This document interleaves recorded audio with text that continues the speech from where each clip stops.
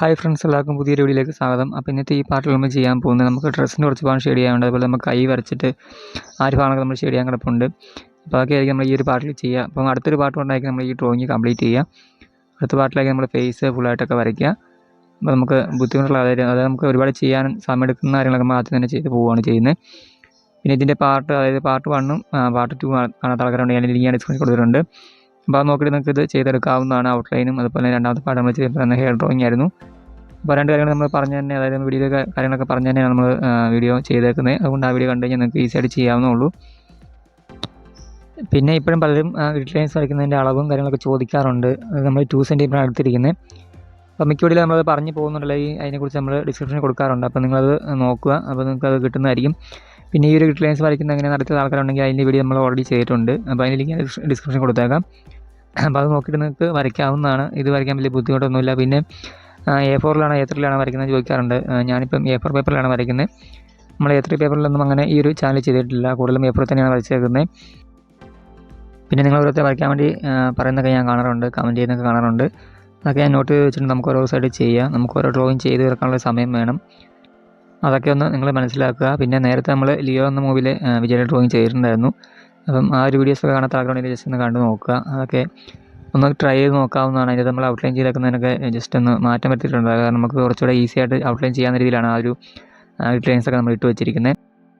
ആ ഒരു grid lines എങ്ങനെ വരയ്ക്കുക എന്നുള്ള കാര്യം നമ്മൾ ആ ഒരു ലിയോ എന്ന മൂവിയിൽ ഞാൻ വിജയുടെ ഡ്രോയിങ് ചെയ്തപ്പം പറഞ്ഞിട്ടുണ്ടായിരുന്നു. അപ്പോൾ ആ ഒരു വീഡിയോയുടെ ഡിസ്ക്രിപ്ഷനിൽ നമ്മൾ അതിൻ്റെ ലിങ്ക് കൊടുത്തിട്ടുണ്ട്. അപ്പോൾ നോക്കി നിങ്ങൾക്ക് അതുപോലെ ഗ്രിഡ് ലൈൻസ് വരയ്ക്കാവുന്നതാണ്. അതായത് ഈ രീതിയിൽ നിങ്ങൾക്ക് വരച്ചിട്ടും ഗ്രിഡ് ലൈൻസ് വരച്ചിട്ട് നിങ്ങൾക്ക് ഔട്ട്ലൈൻ ചെയ്യാൻ ബുദ്ധിമുട്ടാണെങ്കിൽ മാത്രം നിങ്ങൾ ആ ഒരു രീതി ഒന്ന് പരീക്ഷിച്ച് നോക്കിയാൽ മതി. അപ്പോൾ ഈ ഒരു രീതിയിൽ നിങ്ങൾക്ക് വരയ്ക്കാൻ പറ്റുമെങ്കിൽ അങ്ങനെ തന്നെ വരച്ച് പോയാൽ മതി. അപ്പോൾ നമ്മളിതിൽ യൂസ് ചെയ്യുന്ന പെൻസിലിനെ കുറിച്ചൊക്കെ പറയാറുണ്ട്. നമ്മൾ ആർട്ട് ലൈനിൻ്റെ പെൻസിലാണ് യൂസ് ചെയ്യാറ്. ഇപ്പോൾ നമ്മൾ ഇതിനകത്ത് വരയ്ക്കാൻ വേണ്ടിയിട്ട് ഇപ്പം ആർട്ട് ലൈനിൻ്റെ തന്നെ 6B അതുപോലെ 8B ഒക്കെ യൂസ് ചെയ്യുന്നുണ്ട്. നമുക്ക് ഇതിനകത്ത് ഡാർക്ക്നെസ് കൂടി എവിടെയാണ് ആ ഒരു ഭാഗമൊക്കെ നമുക്ക് വരയ്ക്കാൻ വേണ്ടി യൂസ് ചെയ്തേക്കുന്നത് 8Bയും 10B ഒക്കെയാണ് യൂസ് ചെയ്തേക്കുന്നത്. അതുപോലെ നമുക്ക് ലൈറ്റായിട്ട് ഷെയ്ഡ് ചെയ്യേണ്ട ഭാഗത്തൊക്കെ നമ്മൾ ചെയ്തേക്കുന്നത് 4B 6B അതുപോലെയുള്ള പെൻസിലാണ് യൂസ് ചെയ്തേക്കുന്നത്. ഇപ്പോൾ ഞാൻ പറഞ്ഞു തന്നില്ല, ഇപ്പോൾ നിങ്ങൾ ആ ഒരു ഫോട്ടോ കാണുമ്പോൾ നിങ്ങൾക്ക് മനസ്സിലാക്കണം പറ്റണം ഏത് പെൻസിലാണ് അവിടെ യൂസ് ചെയ്യേണ്ടതെന്നുള്ള ഒരു ധാരണ നിങ്ങൾക്ക് തന്നെ വേണം. കാരണം അവിടെ ലൈറ്റ് ഷെയ്ഡാണെങ്കിൽ അതിൻ്റെ ഏത് പെൻസിലാണ് നമ്മൾ കൊടുക്കുക, അല്ലെങ്കിൽ ഡാർക്ക് ഷെയ്ഡ് വരുമ്പം ഏത് പെൻസിലാണ് നമ്മൾ കൊടുക്കുക എന്നുള്ള കാര്യം നിങ്ങൾ തന്നെ ജസ്റ്റ് ഒന്ന് മനസ്സിലാക്കിയെടുത്ത് ചെയ്യാവുന്നുള്ളൂ. ഇപ്പോൾ ഞാൻ പറഞ്ഞു തന്നില്ല, ഇപ്പോൾ നിങ്ങൾ ആ കാര്യങ്ങളൊക്കെ മനസ്സിലാക്കി ചെയ്യാനുള്ളൊരു കഴിവ് നിങ്ങൾക്ക് ഉണ്ടാവണം. നമുക്ക് ഡാർക്ക്നെസ് കൂടിയ ഭാഗത്ത് നമുക്ക് 8Bയും 10B ആണ് യൂസ് ചെയ്യുന്നത്. അതുപോലെ ലൈറ്റ് ഷെയ്ഡ് വേണ്ടത് നമുക്ക് ഏത് പെൻസിലാണ് യൂസ് ചെയ്യുക, 2B ആണോ 4B ആണോ അങ്ങനെ കാര്യങ്ങളൊക്കെ നിങ്ങൾ തന്നെ ചൂസ് ചെയ്യുക. അപ്പം നിങ്ങൾ ഷെയ്ഡ് ചെയ്ത് കഴിയുമ്പോഴത്തേക്ക് നിങ്ങൾക്ക് മനസ്സിലാവും. അതായത് നിങ്ങൾ ഓരോ ഭാഗം ഷെയ്ഡ് ചെയ്ത് കഴിയുമ്പോൾ നിങ്ങൾ ആ ഫോട്ടോ ആയിട്ടൊന്ന് ജസ്റ്റ് ഒന്ന് നോക്കുക, ആ ഒരു ഷെയ്ഡ് അതുപോലെ അവിടെ വന്നിട്ടുണ്ടോ, ഇല്ലെങ്കിൽ ഏത് പെൻസിലാണ് അവിടെ യൂസ് ചെയ്യുക, അല്ലെങ്കിൽ നമുക്ക് കുറച്ചുകൂടെ ഒരു ഷെയ്ഡ് അവിടെ കൊടുക്കണോ എന്നുള്ള കാര്യങ്ങളൊക്കെ നിങ്ങൾ ജസ്റ്റ് ഒന്ന് കാൽക്കുലേറ്റ് ചെയ്യുക.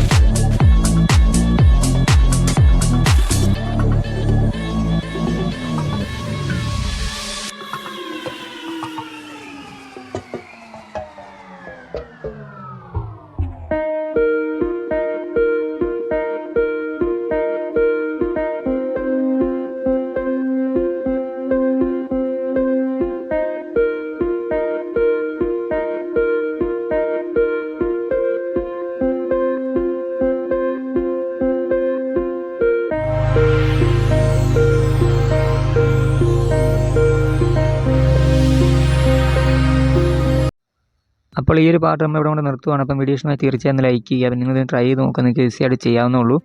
എന്തെങ്കിലും സംശയം ഉണ്ടെങ്കിൽ കമൻറ്റായിട്ട് മെസ്സേജായിട്ട് തന്നെ ചോദിക്കുക, ഞാൻ നിങ്ങൾക്ക് റിപ്ലൈ തരുന്നതായിരിക്കും. പിന്നെ അടുത്തൊരു പാർട്ട് ഈ പറഞ്ഞാൽ നമുക്ക് ഈ ഡ്രോയിങ് കംപ്ലീറ്റ് ചെയ്യാം. അപ്പോൾ നേരത്തെ പറഞ്ഞാൽ ഇതിൻ്റെ 2 പാർട്ട് നമ്മൾ ചെയ്തിട്ടുണ്ട് ഓൾറെഡി. മുമ്പിലത്തെ 2 പാർട്ടും കാണാത്ത ആൾക്കാരുണ്ടെങ്കിൽ അതിൽ ലിങ്ക് ഡിസ്ക്രിപ്ഷൻ കൊടുത്തിട്ടുണ്ട്. അപ്പോൾ അത് നോക്കിയിട്ട് നിങ്ങൾക്ക് ഈസി ആയിട്ട് ചെയ്യാവുന്നുള്ളൂ. പിന്നെ ഡ്രോയിങ് പഠിക്കാൻ താല്പര്യമുള്ള നിങ്ങളുടെ ഫ്രണ്ട്സിലേക്ക് വീഡിയോ ഷെയറോടെ ചെയ്ത് സപ്പോർട്ട് ചെയ്യാം. അപ്പോൾ നമ്മുടെ ചാനൽ സബ്സ്ക്രൈബ് ചെയ്യാൻ വീഡിയോ കാണുന്ന ചാനൽ സബ്സ്ക്രൈബ് ചെയ്ത് സപ്പോർട്ട് ചെയ്യാം. ഡ്രോയിങ് പഠിക്കാൻ താല്പര്യമുള്ള ആൾക്കാർ നമ്മുടെ ചാനൽ സബ്സ്ക്രൈബ് ചെയ്ത് വെച്ചേക്കുക. നിങ്ങൾക്ക് ഉപകാരപ്പെടുന്ന ഒരുപാട് ഡ്രോയിങ് വീഡിയോസ് നമ്മുടെ ചാനലിൽ അപ്ലോഡ് ചെയ്യുന്നതായിരിക്കും. ഓരോന്നും കണ്ടിട്ട് നിങ്ങൾ പ്രാക്ടീസ് ചെയ്താൽ മതി. നിങ്ങൾക്ക് നല്ലൊരു ആർട്ടിസ്റ്റായി മാറാൻ ഈ ഒരു ചാനൽ നിങ്ങളെ ഹെൽപ്പ് ചെയ്യുന്നതായിരിക്കും.